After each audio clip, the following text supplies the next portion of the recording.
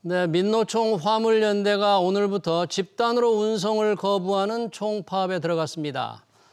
항만 등 주요 물류 거점의 출입구를 막는 봉쇄 투쟁을 하겠다는 건데요. 좀 길어지면 산업계에 심각한 피해가 우려됩니다. 정부는 업무 개시 명령을 발동하겠다고 경고했는데요. 화물연대 집단 운송 거부 상황 그리고 정부 대응 자세히 알아보겠습니다.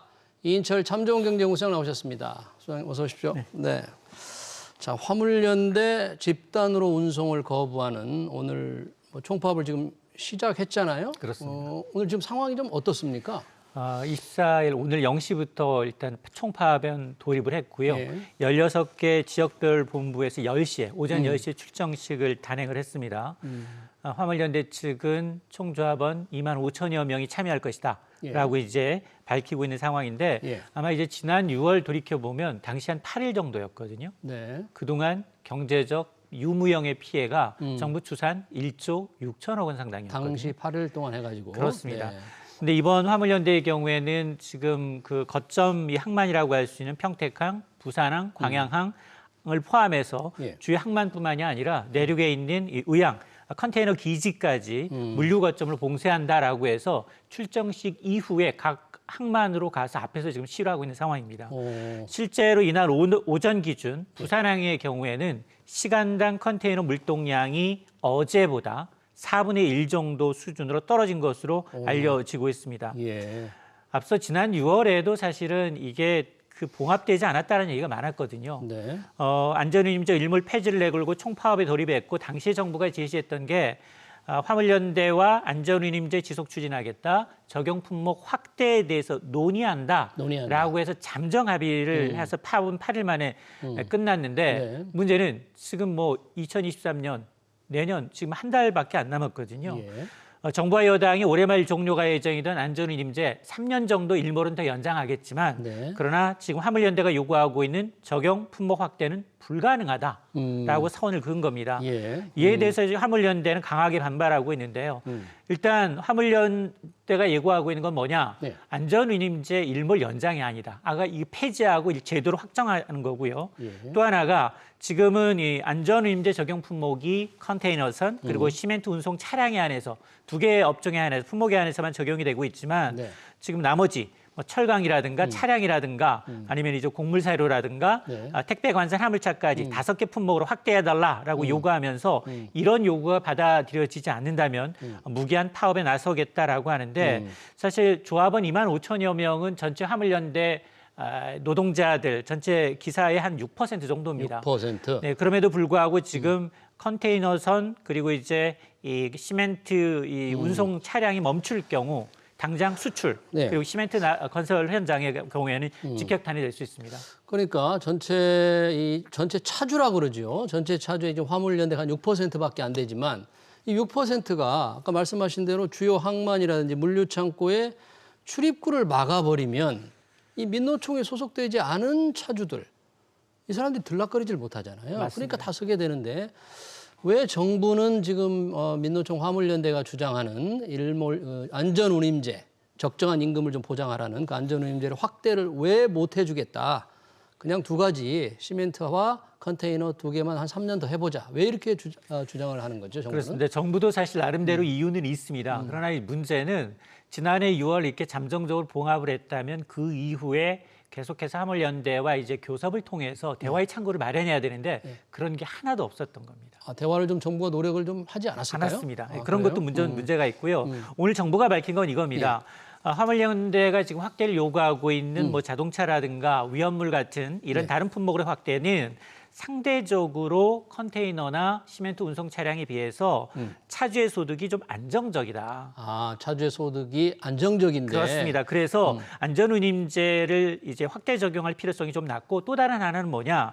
이렇게 되면 품목이 점점점 늘어나게 되면 어차피 국내 산업의 주요 물류비가 올라갈 수밖에 없고 이건 고스란히 소비자와 국민 부담이 늘어나는 것 아니냐라는 이제 주장을 하고 있습니다. 예. 사실 그 실제로 이제 시멘트와 이제 이 컨테이너 차량의 경우에는 이 안전운임제가 도입이 되면서 2020년 도입이 되는데 도입이 되면서 근로시간은 줄어들고 네. 그리고 이제 이 굉장히 소득의 경우에는 굉장히 많이 늘어난 것으로 나타나고 있거든요. 아, 그래요? 소득도 올라가고 근로시간이 줄어서 그쪽 분의 차주들은 형편이 좀 좋아졌네요. 그렇습니다. 만족도가 높기 때문에 네. 지금 앞서 제가 이제 시멘트하고 컨테이너의 경우에는 6.2%이지만 나머지 94%의 화물차 운전사는 적용이 되지 않고 있기 때문에 이 제도의 실효성을 좀 더 답보하기 위해서는 전 분야로 확대해야 된다라는 건데 실제로 한국교통연구원의 올 2월 보고서를 보게 되면 예.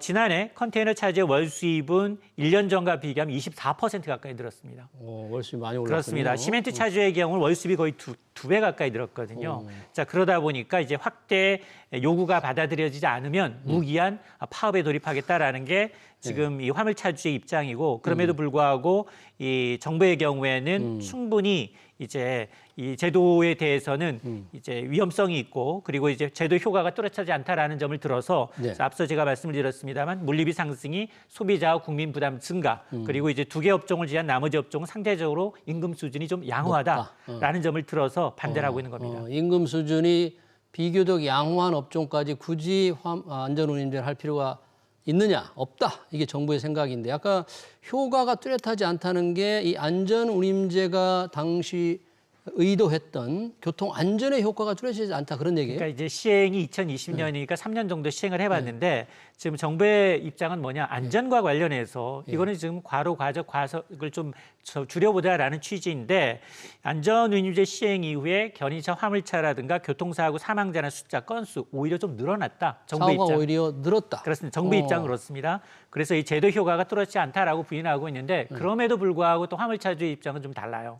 실제로 이렇게 이 장시간 노동과 야간 운행 과로가 줄어들었다라고 이제 반말을 하고 있어서 3년이기 때문에 사실은 그걸 표본으로 해서 그걸 공식화하기는 좀 자기네들한테 조금 유리한 숫자를 가져가서 해석한 부분이 있기 때문에 예. 아마 이제 정부와 이제 화물연대 입장차가 좀 있는 것으로 보입니다. 예.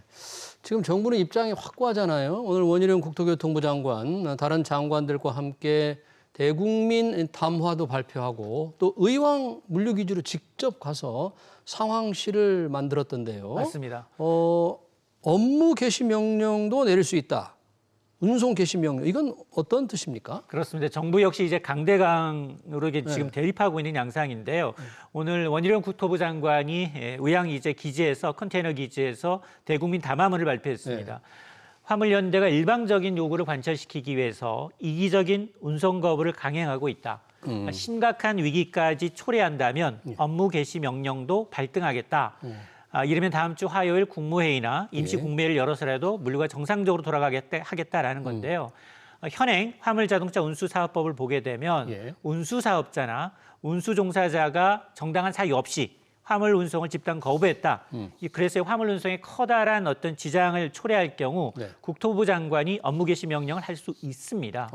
이렇게 이제 업무 개시 명령을 받은 화물 기사가 정당한 사유 없이 이행하지 않을 경우 거부할 경우에는 뭐 면허 취소도 가능하고요. 경우에 따라서는 3년 이하의 징역이나 3천만 원 이하의 벌금에 처해질 수는 있는데 문제는 지금까지 이렇게 운송 개시 명령을 발동한 적이 한 번도 없다라는 겁니다. 대부분 대화를 통해서 이제 이 접점을 좀 찾아봤는데 이렇게 되면 만에 하나 업무 개시 명령을 내린다면 또 한 번 이제 강대강 대치 국면으로 치달을 수밖에 없고 이 얘기는 물리적 충돌 가능성도 배제할 수 없다라는 얘기입니다.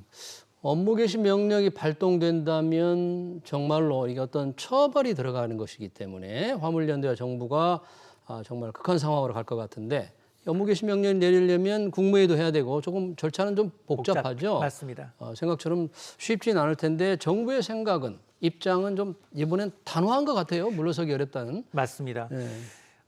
이게 사실은 전초전이 될 수 있어요. 현 정부가 내세운 4대, 5대 공공개혁 부문부터 시작을 해서 이제 노동개혁의 첫 발이 될 수 있는데 그럼에도 불구하고 지금 이것뿐만 아니라 민주노총 소속 이제 화물연대뿐만이 아니라 뭐 공공노조, 건강보험 콜센터 그리고 뭐 서울대병원 간호인력부터 그리고 이제 아마 25일부터는 공공부문 비정규직 노조까지 가세야 합니다.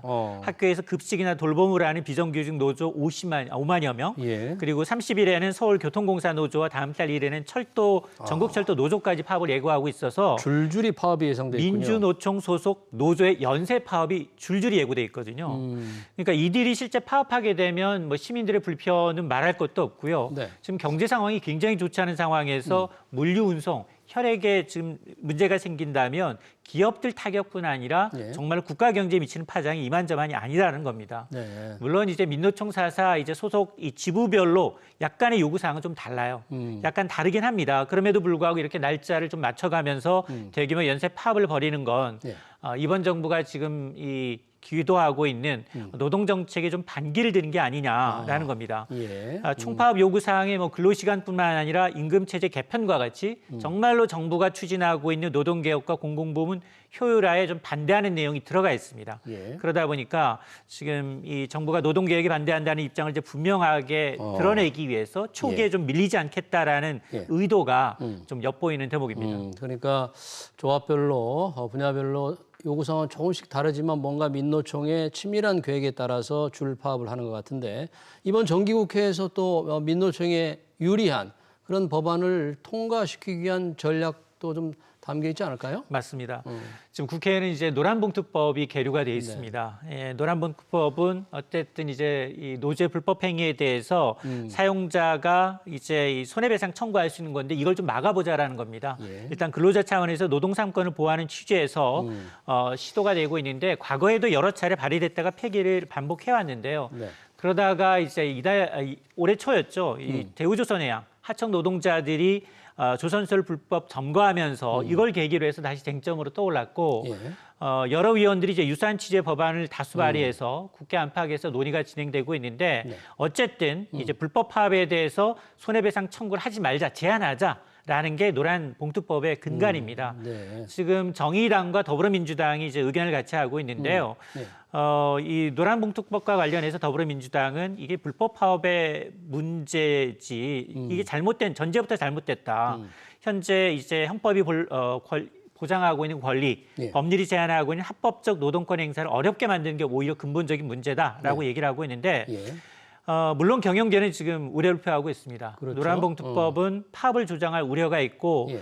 또 이걸 또 악용할 경우 기업에 대해서는 중복 처벌이 가능하기 때문에 기업 활동이 위축할 수 있다라는 우려인데 근데 대다수 국민들은 좀 반대하고 있는 것도 이 여당의 경우에 신경이 좀 쓰이는 부분입니다. 야당의 네. 경우에는 예. 지금 대한항공회의소가 지난달 이제 국민 1,000여 명을 대상으로 설문조사를 했더니 예. 물론 뭐 기업의 이익을 대변하긴 합니다만 10명 가운데 7명, 70% 이상은 노란봉투법 발의에 반대하고 있습니다. 7명이 반대한다. 예, 그러다 보니까 이제 이 더불어민주당 야당의 경우에는 이 노란봉투법이라는 그 말 용어 예.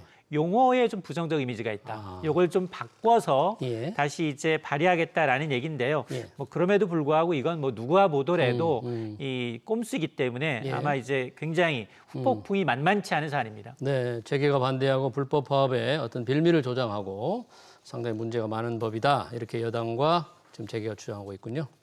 자, 이런 이 민노총의 줄파업 저항을 보면 윤석열 정부 노동개혁 별로 지금 시작도 못했는데 상당히 험로가 예상이 됩니다. 맞습니다. 네. 지금 우리가 이제 경제발전 5개년 계획 1962년부터 시작을 했거든요. 그래서 올해가 60주년입니다. 네. 이번 주 초에 지금까지 있었던 이제 이 경제 역대 부총리 장관 50여 명이 한 자리에 모였어요. 그러면서 이구동성을 한 얘기가 뭐냐?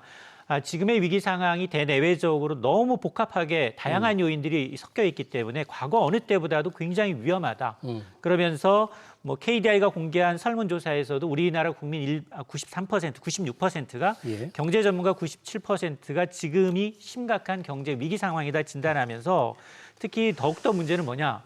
경제 활성화를 내세운 법안, 현 정부가 윤석열 정부가 제출한 77개 법안 가운데 네. 지금까지 단 한 건도 국회 문턱을 넘지 못했다라는 점을 지적하고 있습니다. 예. 그래서 뭐 연금 개혁, 노동 개혁 이렇게 중차대한 이 과제의 경우에는 사실 한 발짝도 네. 지금 정부 출범 이후 6개월 지났는데 나가지 못하고 있거든요. 네. 아마 오히려 지금 그 전문가들은 관료들은 역대 관료들은 병든 정치를 고치지 않은 한 위기 탈출은 좀 어렵다라는 제안을 하고 있습니다. 네, 지금 파업하는 걸 보니까 그렇게 걱정할 만도 합니다. 네, 민노총 화물연대 집단 운송 거부와 정부 대책 얘기 잘 들었습니다. 지금까지 이인철 참좋은경제연구소장이었습니다. 고맙습니다.